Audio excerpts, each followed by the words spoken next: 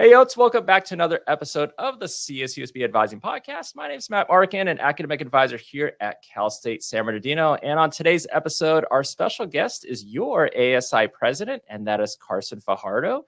Carson is joining us today to chat more about Associated Students Incorporated and what they do for you. So, Carson, welcome. Hello. Yeah, thank you for having me, and hello to all the listeners out there and viewers out there.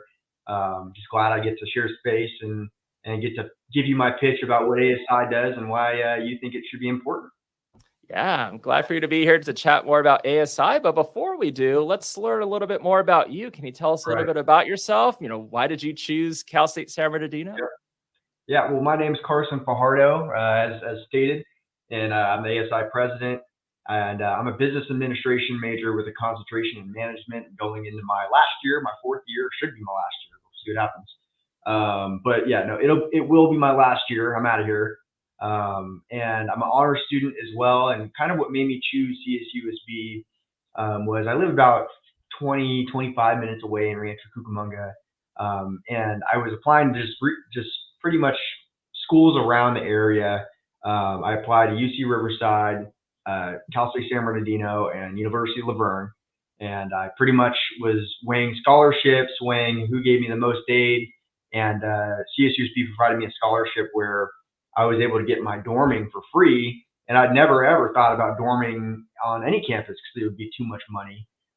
So they really gave me that opportunity, and I took it, ran with it.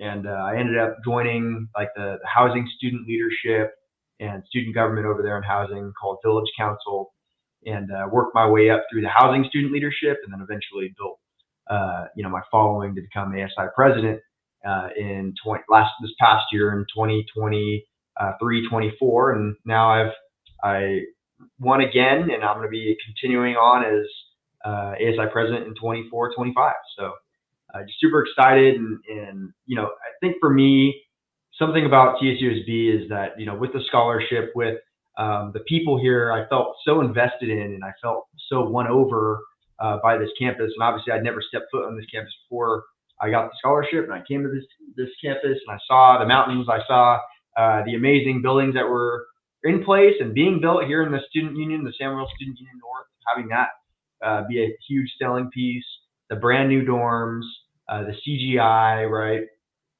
Having these amazing elements of the campus really sell me, and feeling that investment into myself, and really wanting to pour back into the university, pour back into why I deserved a scholarship to come here in the first place. And that was to go and give back in service. And I feel like, I might not be in complete debt financially to the university, but I'm going to be in debt in service to my peers, other students, and to the university, to be able to make sure that we're creating safe spaces for students going forward until after me. So that's kind of, the breakdown of why I wanted to become ASI President, and kind of how I came to CSUSB.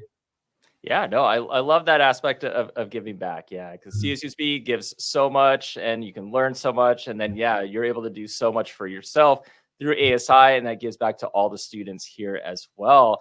But I'm curious though, with the major, what made you choose that major? What do you feel like that's a good fit for you? Yeah, so I in high school I was involved in ASB, Associated Student Body, and I was a treasurer at the time. I was a treasurer, and and it was during COVID, right? So there wasn't a whole lot going on, but something I really found a passion for was creating fundraisers that would benefit not only the ASB, but also small businesses around that needed help during COVID. And they didn't have the business that they used to. They were the ones that had to stay open to provide for their families, the family-run businesses. So I was really wanting to, and during that time, my senior year of high school in 2021, I held fundraisers at different areas in Rancho Cucamonga that were kind of in the same region of my high school. And we got students there to fundraise, and ended up raising, I think the highest one we got was like $200 just for our organization. For one fundraiser, I think we raised over, $600 or $700 just for the business, some different businesses over there. So I think that was like the first kind of spark of like, I kind of like the entrepreneurship. I kind of like the fundraising side of business. But I didn't really know going into college, like what I wanted to do. So I just kind of blindly shot. I'm like, business sounds good. I know it's going to be broad. Management sounds like a leader. I've always been involved in leadership roles in high school and obviously now into college. So I thought management sounded good, and I just kind of went with it, right? And didn't really know what it would turn into. Didn't really know what my interests would be when I got here. But what I found is that this major business and management specifically is really translated perfectly into the ASI president role, because I act as the chief executive officer of the corporation as well on top of my presidential duties.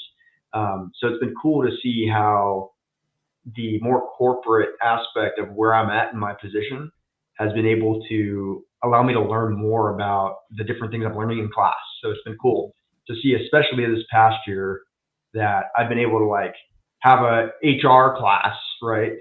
Talking about an HR issue, and then there's something that pops up in ASI where it's like, oh, I just learned about that in class, and I know how to navigate the situation, or I know how to do this the correct way, and it's been a great help.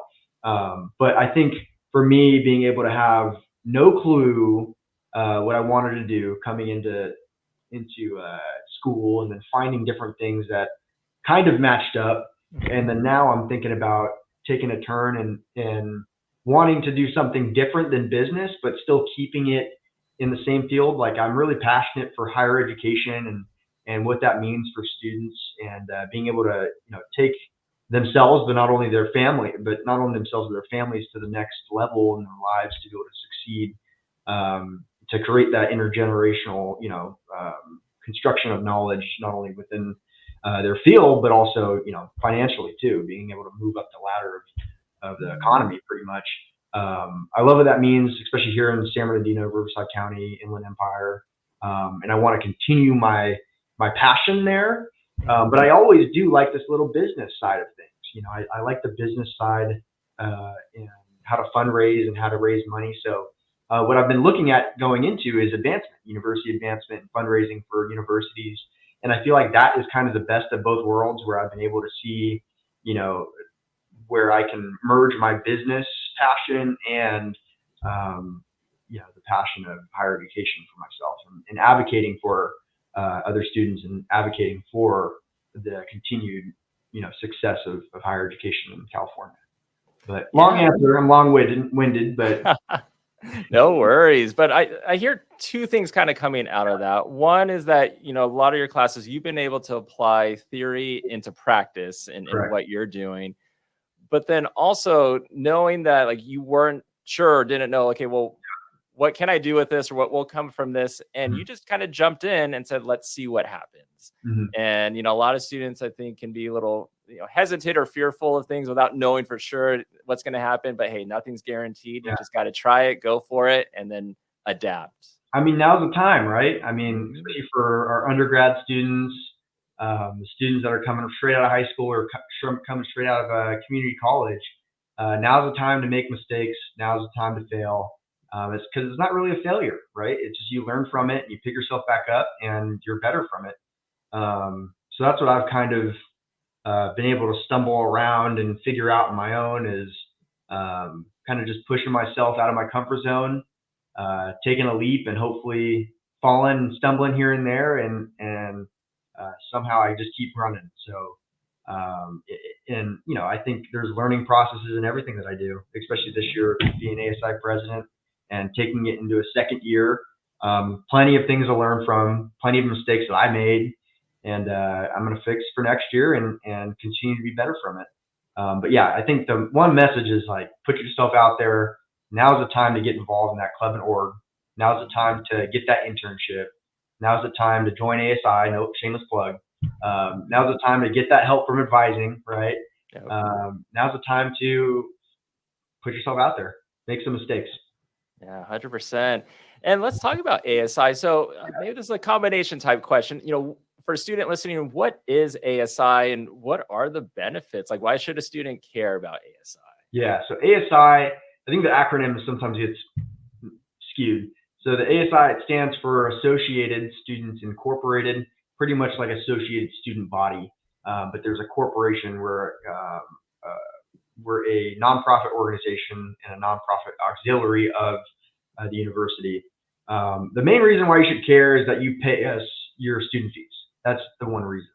You pay about, give or take, $42 a semester, $42 to $45 a semester for an ASI fees, which means for all the events that we do, for all the student advocacy we do, and we're pretty much a student government on campus, as I said before.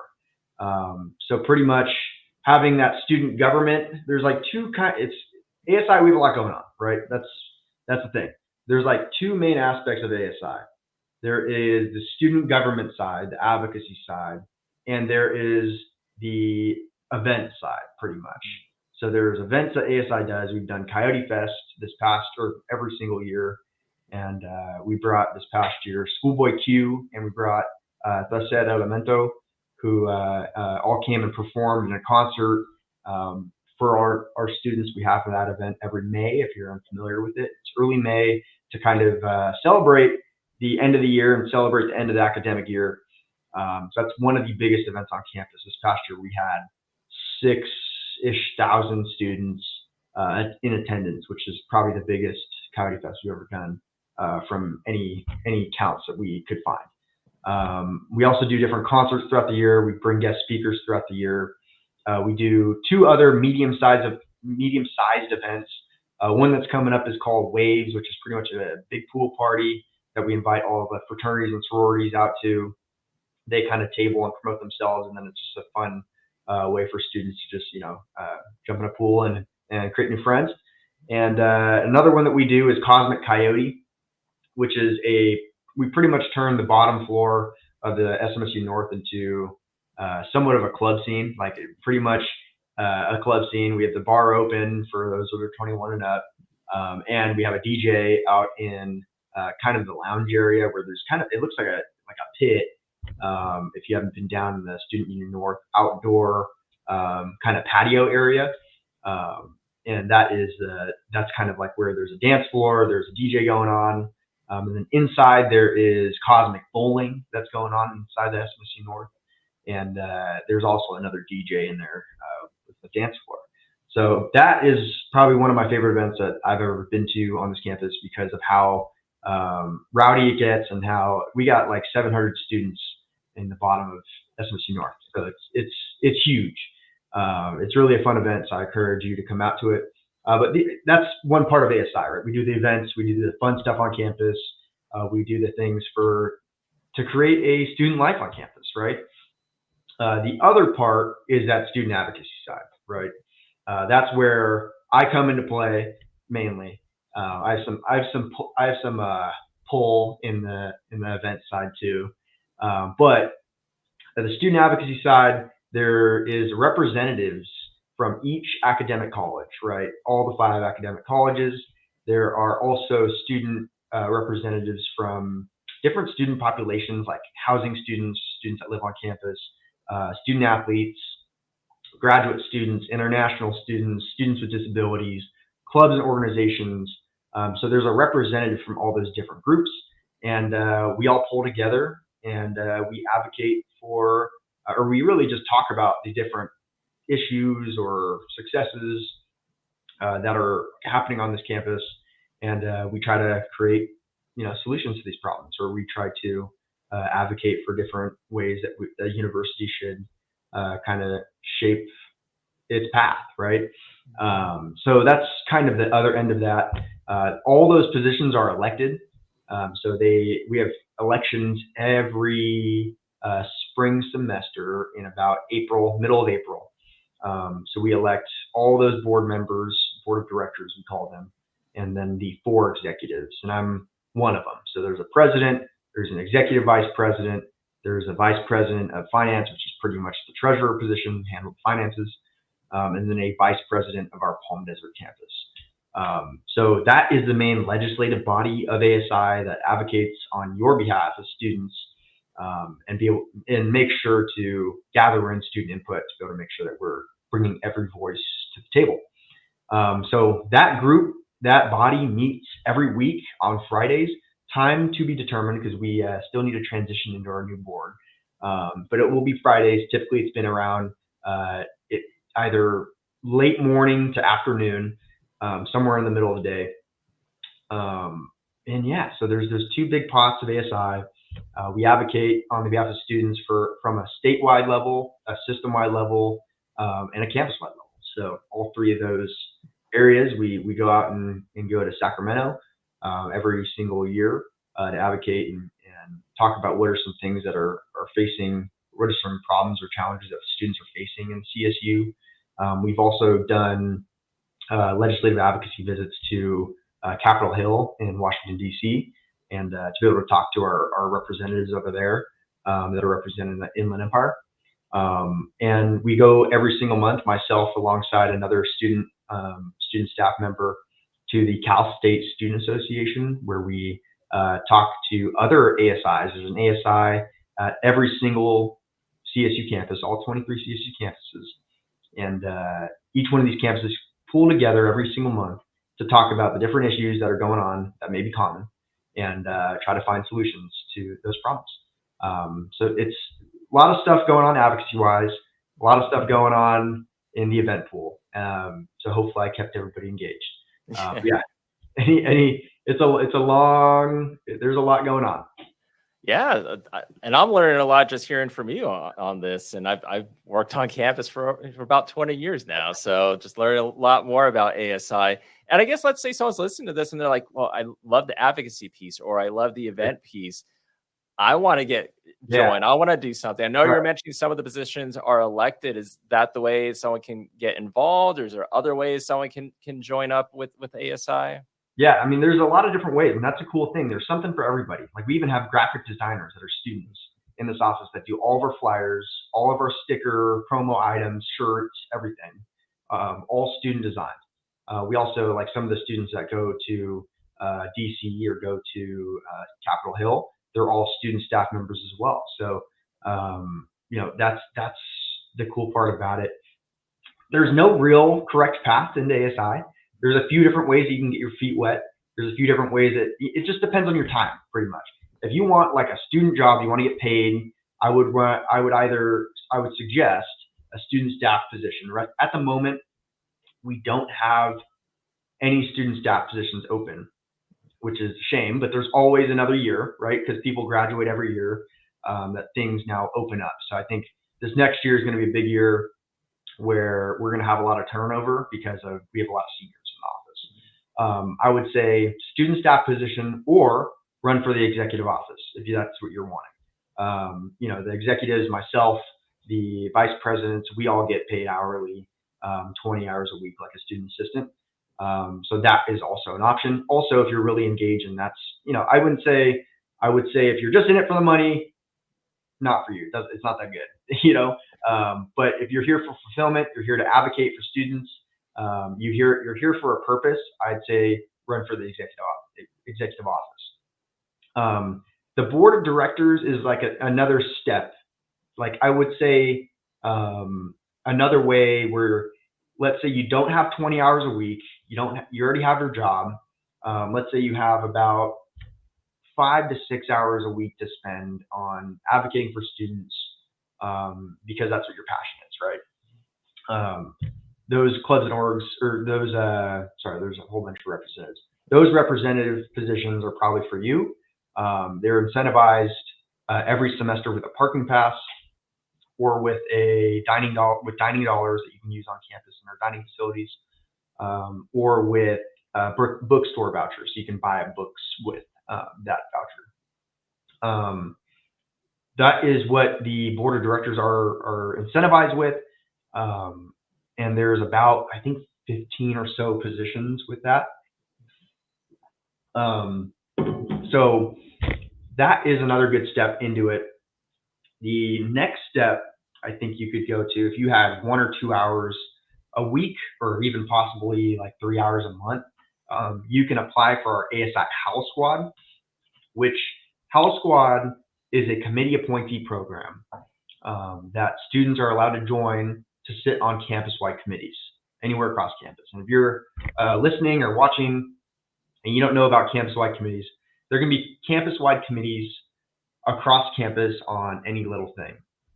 A committee is pretty much a meeting. It's just one meeting. There are people, it'll be faculty, staff, administrators, vice presidents. They'll sit in a room, talk about a certain initiative, talk about a certain challenge that the university is undertaking, and kind of go through how do we solve that at the university with these different partners in the room. Those house squad members would be in that room, be in those meetings to give that student perspective. And there is, I don't know, Matt, you probably sit on a few committees, right? There's a couple hundred committees across campus that are available to students, probably like you listening, that you can be heard on. So those are kind of the three levels, going from house squad to board of directors to a student staff position. Those are probably the three. Awesome. And, let's say, I appreciate you mentioning like the kind of time that might be involved, and really there's something for everybody if they want to get involved in ASI. But let's say a student's like, I work, I have other responsibilities, I have classes back to back. Yeah. Or maybe I'm more of an introvert, and some of these events I'm kind of nervous to attend. Any advice for that student? It's tough, right? And I think the one thing is there's a way where you can just say like, oh, screw it, I'm just going to do it and see what happens. Or there's different ways to get your feet wet. You can always talk to me, right? I'm always a good resource. I'll be in the ASI office in the San Manuel Student Union North, third floor, all the way at the end of the hall by the leadership lab. I'll be here for you if you just want to talk one-on-one and see what opportunities there are for you. If you want to grab a friend, right? Grab a friend to see what they want to do. Join a club. Like that's a great small way to start too. But it's not going to be handed to you by any means, right? You have to have that initiative on yourself to go, and if it's running for a position, it's running for a position. If it's applying for a job, it's applying for a job, right? But it's finding the resources around you that will help lift you up. Even if it's a faculty advisor, even if it's a straight up advisor, right? A CSUSB advisor. Finding the people that will uplift you, finding the people that will challenge you, and finding different people, that will continue to push you to be the best person you can be. But you have to push yourself to make those connections. You have to push yourself to make the most out of your college experience. Something I was just telling, we have freshman orientations for those listening that are happening at the moment. I don't know exactly when this will come out, but this is when all those freshmen are coming by through campus to learn about everything that's going on. And what I tell each and every single one of them is, you're not paying $8,000-9,000 for this piece of paper that you're going to get at the end of the year or at the end of the 4 years, and you get to go home and you walk on to your 106-figure job, right? That's not what you're paying it for, right? You're paying it for the experience. You're paying it for the connections. You're paying that for the experience that you're going to have here that will build your repertoire to be able to be successful in the future. And ASI is a big part of that. At least it was for me. And there are different ways to get involved on campus. I'm obviously going to be a huge promoter of ASI. That's just what it is. But clubs and orgs, fraternities and sororities, there's tons of ways to get involved. And there's tons of people that may be like you that don't know where to start either. So it's how you leverage those connections, how you take a friend with you, and how we together as a collective campus community continue to pick each other up, because we're all here for the same reason, to be able to make the difference that we were, sitting in that freshman orientation, trying to get that degree, trying to figure out where to go from there. We were all there. And like I said, I'm always here if you need to pop in for me. Student Union North 3304, that's room number. Come on by. I should be in the office pretty much every day. But I'm always happy to talk to anybody and see what we can do together. Awesome. Nicely said. And, you talked a little bit about some of the events and things that go on with the ASI throughout the year. Anything you can share with anyone that's maybe listening to this right now, prepping for the fall semester? Anything upcoming that you can share? Yeah. So if you're a freshman, you have to be listening to this. Coyote Experience is a great one to come up. I think that's happening. I think the first Friday we're in school.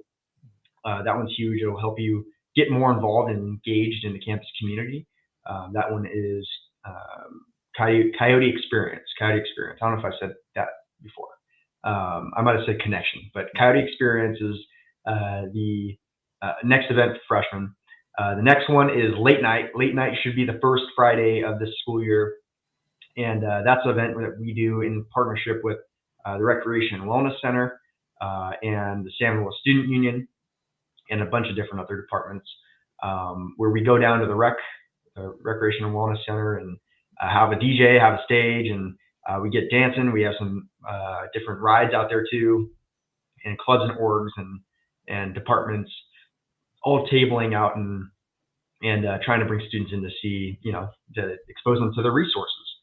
The one after that would be Waves. Waves is the pool party I was talking about, and that's coming up right in the beginning of the year. So we're going to be starting the year strong and hopefully keeping that momentum going all the way up and through to Coyote Fest at the end of the year in May.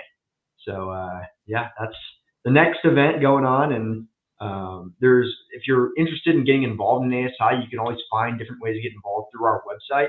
I would also encourage you to follow us on Instagram. It's at ASI_CSUSB. And if you look that up, you should be able to find it. And that's how you'll stay up to date on everything ASI, different opportunities, and all the events that we got going on.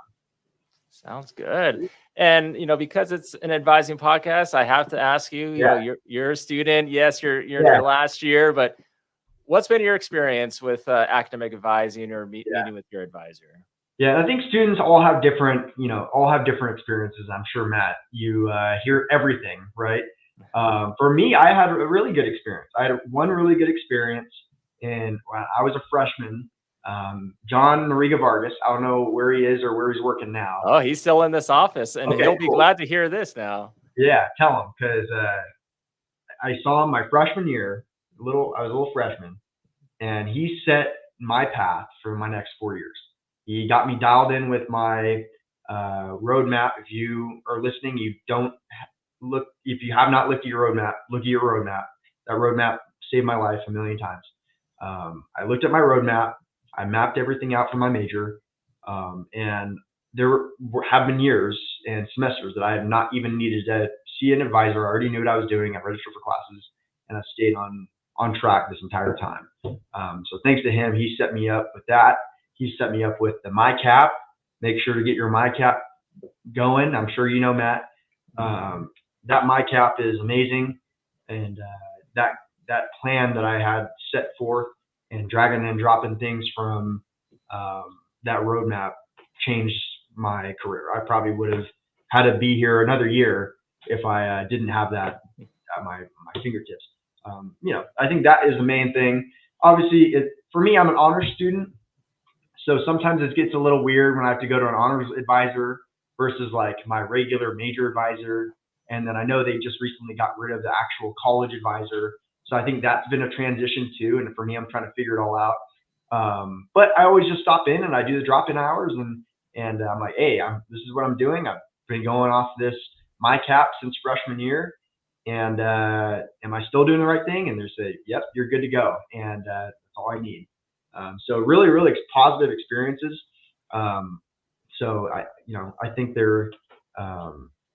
I think other students, we need to figure out, I think that college transition has been rough, and trying to figure out like between college advisor versus actual CSUSB advisor. You probably know all about how that has kind of been a conflict within the colleges as well, I've heard. So I think it's always a fix, and I think things are starting to get more and more dialed in as we go. But John Noriega Vargas, I never ever forgot him, because I had one meeting with him, and he set me up for the rest of my 4 years. Sweet. That's good to hear. And I'll be sure to send this to him once it's live so he can listen to it and skip to this part so you can hear his name. Yeah. But Carson, a lot of great information about ASI, sharing, your background, your experience. Really do appreciate it. Carson, thank you so much for being on the podcast today. Yeah. Thank you so much, Matt. And truly to any student listening, I'm in the ASI office at SMSU North. You can also follow me on Instagram at Carson Fajardo. If you just look up Carson Fajardo, you'll find me. And I pretty much troubleshoot and answer any calls on that or anything. Feel free to DM me and I'll be there. We can set up a meeting or even email me at asi-president@csusb.edu. So always accessible, whether it's in person, through DMs, or through email.